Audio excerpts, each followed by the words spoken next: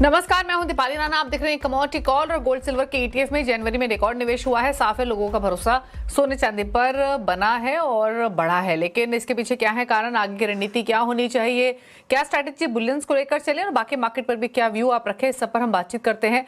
Kunwar ji group के director Ravi Deora हमारे साथ मौजूद है। रवि नमस्कार, स्वागत है आपका।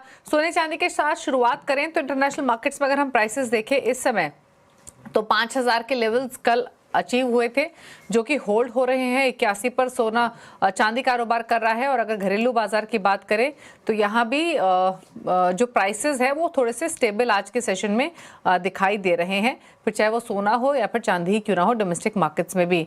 लेकिन यहाँ पर सोने और चांदी पर दो सवाल है। पहले रवि, सोने की बात कर लेते हैं। फंडामेंटल्स जो हैं उस पर हम हर रोज चर्चा करते हैं, लेकिन सवाल ये है कि अब करंट लेवल्स पे इन्वेस्टमेंट और ट्रेडिंग दोनों पॉइंट ऑफ व्यू क्या होने चाहिए, निवेश का कितना कंफर्ट है, क्योंकि ये करेक्शन आप सोने की खास तौर से बात करें को बहुत ज्यादा सोना अपने हायर लेवल से करेक्ट नहीं हुआ है इतनी तेजी के बाद, तो इस तरीके का करेक्शन बहुत नॉर्मल है। तो इन स्तरों पर कितना कंफर्टेबल है, इन स्तरों पर निवेश की रणनीति क्या होनी चाहिए, किस तरीके का निवेश एंटिसिपेट करना चाहिए, क्या व्यू है आपका? जैसे आई थिंक ये दिख भी रहा है। आई थिंक आज म्यूचुअल फंड का जो डेटा है उसमें क्लियर कट लास्ट मंथ का भी डेटा में क्लियर कट गोल्ड में अच्छा एटीएफ में रुझान था और इस महीने में भी अच्छा रुझान है। तो आई थिंक वैसे भी हमने 3-4 महीने से बोल रहे हैं कि जिसको भी अभी मीन्स हायर रेंज पे गोल्ड में एंटर होना है वो through SIP systematic investment through यहाँ पे एंटर हो सकते हैं, अदरवाइज प्राइस का रिस्क बढ़ेगा। और ऐसे ही वोलेटिलिटी हमने ये महीने में आती हुई देखी है। सेम सिल्वर में भी इंटरेस्ट ज्यादा है पोस्ट करेक्शन। जिस हिसाब से मार्जिन है हिसाब से मुझे लग रहा है कि पूरा फ्लो है वो सिल्वर ईटीएफ में डाइवर्ट हुआ है। तो आई थिंक मुझे शॉर्ट टर्म पर्सपेक्टिव से ऐसा लग रहा है कि थोड़ा कंसोलिडेशन होगा। कल यूएस के जॉब मार्केट के इंपॉर्टेंट डेटा आने हैं और उसके बाद चाइना ये सप्ताह के अंत से क्लोज होगा, बाद में वो 23rd को ओपन होगा। तो बेसिक चाइना के ओर से भी काफी वॉलेटिलिटी मींस के हमने बुलियन में आती हुई दिखी थी और शंघाई एक्सचेंज में भी और रिएक्शन काफी देखा हमने। तो हिसाब से वो एक्सचेंज जब बंद रहेगा तो शायद लग रहा है कि एक साइडवेज फॉर्मेशन होगा। साथ में मार्जिन काफी बढ़ गए हैं। आई थिंक गोल्ड में भी बात करें तो एडिशनल मार्जिन लगाने के बाद आई थिंक 26-7% एंड सिल्वर में अब 65% मार्जिन। आई थिंक ये थोड़ा मीन्स के ट्रेडर के लिहाज से भी इम्पोर्टेंट है। हिसाब से वॉल्यूम्स थोड़े ड्राई हुए तो ऑल ओवर फैक्टर वाइज ऐसा दिख रहा है कि एक कंसोलिडेशन में रहेगा प्राइजेस। एंड ब्रॉडरली इंटरनेशनल मार्केट की बात करें तो 78 से लेके 84। And I think domestic market में यहाँ पे 254-255 का एक सपोर्ट बना रहेगा डाउन साइड सिल्वर में and resistance would be around 263-200। तो आई थिंक मुझे लग रहा है कि ब्रॉडर रेंज होगी। गोल्ड में 5000 का लेवल काफी अच्छी तरह सपोर्ट के हिसाब से वर्क कर रहा है, उसके नीचे प्राइसेस सस्टेन नहीं हो रहा है और हायर लेवल पे 5120 का एक रेजिस्टेंस पे है। तो वहां पे मुझे लग रहा है कि ये रेंज में सोना रहेगा।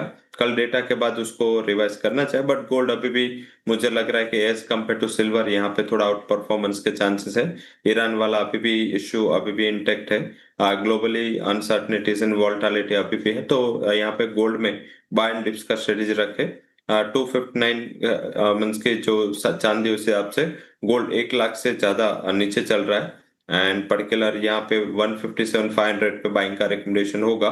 Stop loss would be 156,800 and target would be around 158,900। तो मुझे लग रहा है कि गोल्ड में जो तेजी है वो थोड़ी शॉर्ट कवरिंग आगे बढ़ सकती।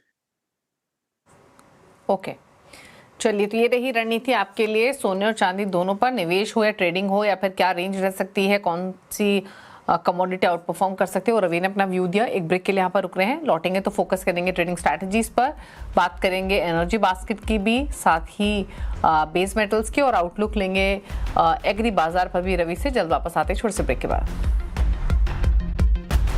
आप देख रहे हैं कमोडिटी कॉल, रवि देओरा हमारे साथ बने हुए हैं। फोकस करते हैं ट्रेडिंग स्ट्रैटेजीज पर। रवि, पहले तो बताइए कुछ ट्रेड्स आपने आइडेंटिफाई किए हैं?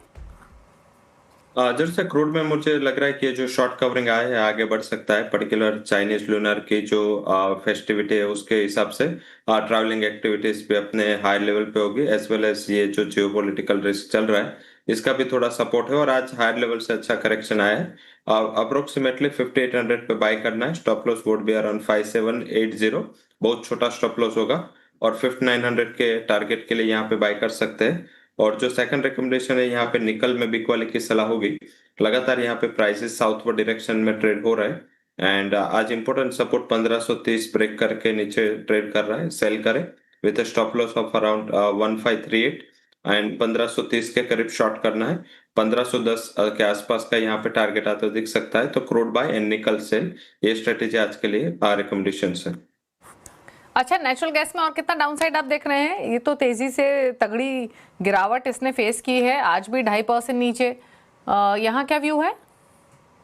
यहाँ पे रिवर्सल के लिए कुछ बड़ी न्यूज चाहिए होगी या कुछ सेंटिमेंटल जो सपोर्ट है वो यहाँ पे अभी भी रिक्वायर है, क्योंकि प्राइजेस में जिस हिसाब से weather change, seasonality change as well as देखे तो जो यूरो स्पोर्ट प्राइजेस का नीचे आना, सारा फैक्टर्स अभी नेगेटिव है। हालांकि 270 टू 80 एक अहम सपोर्ट है, मुझे लग रहा है कि वो एक कॉन्ट्रा जाने के लिए बेटर लेवल होगा, तब तक रुके। अभी और 2-3% का करेक्शन यहाँ पे ड्यू है एंड इन्वेंट्री के बाद मुझे लग रहा है कि यहाँ पे साइन ऑफ स्टेबिलिटी आती हुई दिखेंगी और थर्सडे के इन्वेंट्री के बाद आपको यहाँ पे एक रिकवरी भी उम्मीद करनी चाहिए, क्योंकि मेजरली देखे तो हायर लेवल से जो करेक्शन आया है वो प्राइसिंग हो चुका है। 450 से करेक्शन 280 तक ऑलरेडी आ चुका है, तो यहाँ पे अभी नया शॉर्ट की जगह नहीं है, लोअर लेवल से कॉन्ट्रा बाय करने का ट्राई करें।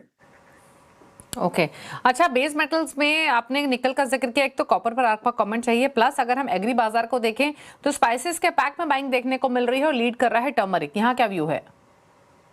जैसे से मेटल्स में आई थिंक वैसे थोड़े रेंज बाउंड ट्रेंड चालू हो गए, क्योंकि चाइना लूनार पे जा रहा है। आई थिंक हिसाब से काफी एशियन मार्केट्स क्लोज हो गए ये वीकेंड से, एंड इस हिसाब से यहाँ 1-2 वीक पहले से ही मेटल्स में कंसोलिडेशन स्टार्ट हो जाता है, वही कंसोलिडेशन हमें प्राइस में आता हुआ दिखा है। तो आई थिंक लॉन्ग टर्म के लिए या शॉर्ट टर्म के लिए आउटलुक अभी भी कॉपर में पॉजिटिव है, बाय एंड डिप्स का स्ट्रेटेजी रखे, बट शॉर्ट टर्म में एक रेंज बाउंड ट्रेड हो सकता है एंड ब्रॉडरली 1224 नीचे के साइड और अपर साइड 1260 ये रेंज में हो सकता है। 1238 के करीब मिल जाता है, बाय कर ले with stop loss of 1230 and target would be 1260।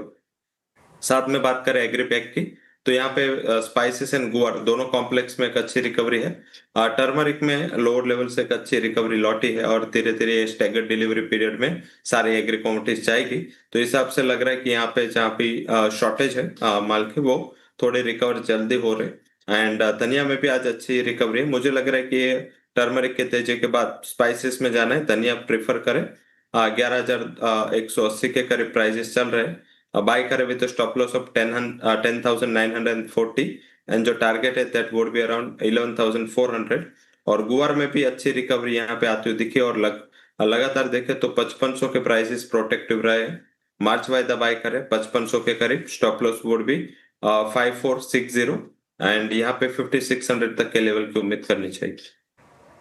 Okay तो ये व्यू रहा ग्वार और स्पाइसेस के पैक पर, अपॉर्चुनिटी खरीदारी की तरफ रखें, कोरिएंडर में बाइंग करके चल सकते हैं। थैंक यू रवि आने के लिए शो में और सभी ट्रेड्स रेकमेंड करने के लिए। इसी के साथ इस शो में इतना ही, रुकेंगे ब्रेक के लिए। ब्रेक के बाद आप देखिए आवाज समाचार। नमस्कार।